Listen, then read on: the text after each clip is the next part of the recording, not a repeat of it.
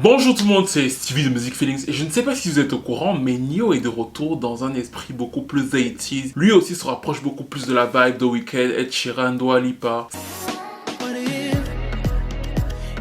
C'est toujours compliqué pour lui de revenir vers un son beaucoup plus pop et je l'avais expliqué dans la vidéo sur sa carrière. Mais ici, il joue aussi sur le fait de reconquérir sa femme parce que le texte fait référence au fait qu'il y a quelques mois, il était sur le point de divorcer et au moment de signer les papiers du divorce, sa femme et lui ont retrouvé la flamme.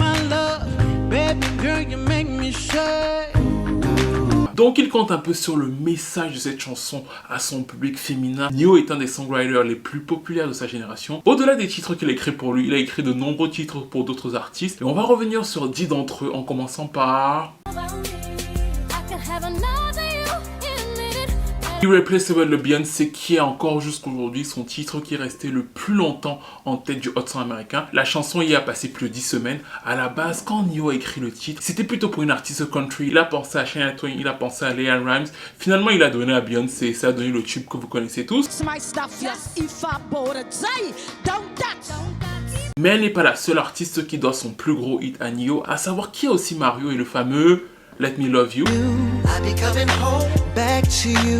C'est une des ballades R&B préférées de tous les lovers dans n'importe quelle bonne playlist de R&B Love.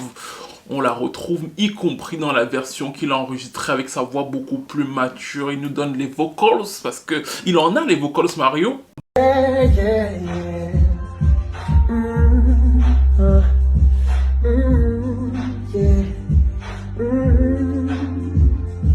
Yeah, yeah.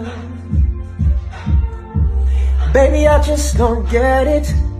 Do you enjoy being hurt? Bah en fait, il faut savoir que c'est Ne-Yo qui a écrit ce titre qui est produit par Scott Storch et c'était une des premières fois qu'il travaillait avec Scott Storch parce que d'habitude, Ne-Yo travaille avec les Stargate et les Stargate et Ne-Yo ont fait plusieurs tubes notamment à Rihanna. Unfaithful sur son deuxième album a été écrit par Ne-Yo. Leur fameux duo Hate That I Love You sur le troisième album a aussi été écrit par Ne-Yo. Le fameux Take a Bow qui aura aussi la première place au Hot 100 a été écrit par Ne-Yo. Bien sûr, la première chanson que Rihanna va sortir après la fameuse bagarre avec Chris Brown était aussi écrite par Ne-Yo.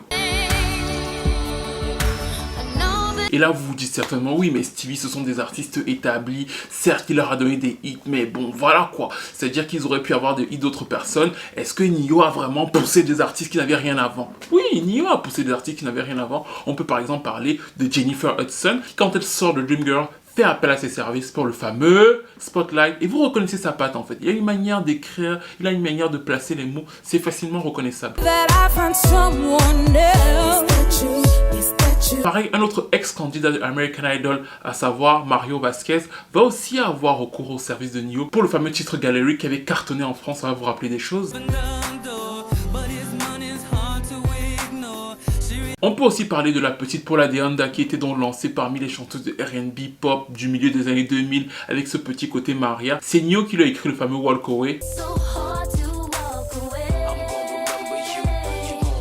Et pour finir avec deux dernières chansons, on va parler du fameux premier single de l'un des artistes R&B les plus sous-estimés de sa génération, à savoir Marques Houston, le fameux That Girl. Et le très très bon Not Anymore, même s'il est un peu scolaire, de Lottie Luckett dans les Destiny Child. On n'oubliera pas non plus le fameux Epiphany du second album de Chrisette Michele. On pourrait citer des dizaines d'autres titres pour des artistes comme Brandy, Usher, Kerry Hilson, mais voici globalement les principaux succès de Ne-Yo en tant que songwriter. L'un des derniers était la chanson de Envo qui leur a permis de revenir dans le top R&B à la première place, alors que plus personne n'espérait ça pour elle à ce stade de leur carrière, c'était en 2018.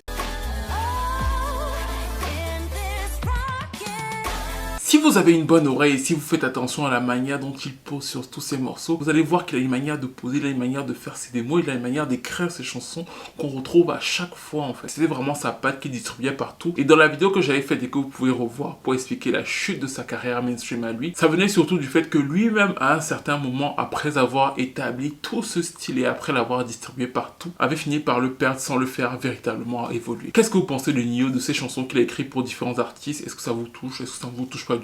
Est-ce que vous êtes sensible à son style ou est-ce que vous ne l'êtes pas du tout? Est-ce qu'il y a certains titres que vous aimez, d'autres que vous n'aimez pas du tout? Dites-moi tout dans les commentaires. Pour le moment, pour son retour, je suis un peu mitigé parce que je n'aime pas trop Walif, mais il sait toujours un peu me surprendre. Dans les albums, il y a toujours une chanson ou deux que j'aime beaucoup comme celle-ci sur le précédent. Donc moi j'attends la sortie de l'album, dites-moi tout dans les commentaires. N'hésitez pas à liker, à commenter, à partager, à vous abonner à la chaîne. Et je vous retrouve très vite pour une nouvelle vidéo.